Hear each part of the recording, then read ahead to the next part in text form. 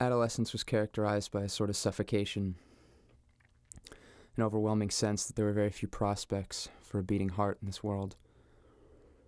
Consciousness that adulthood represented assimilation into a sort of self-interest and impunity that disgusted me.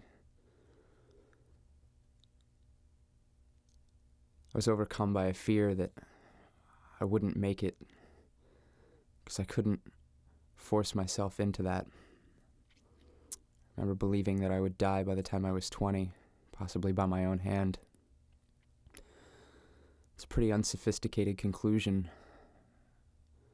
nurtured by very little, sort of in the way that infants dream of the most primitive things, the most basic elements that make up their day-to-day life. In the years that have followed, maturity and experience have poked a sort of pinhole into that scenario. That pinhole is resistance. Any life that I've had since has come from forcing myself through that hole to allow myself to breathe. And that breathing is enormous, despite the simplicity.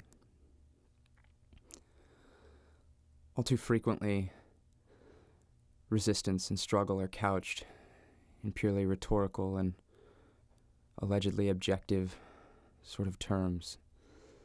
The political, the economic. There's a spiritual element to all of this. Resistance is a means of surviving with a beating heart, of engaging that. Capitalism and domination liquidate our lives of anything remotely dignified or human, regardless of where we're situated within the various manifestations of them. These songs were written in the spirit of forcing myself through that pinhole.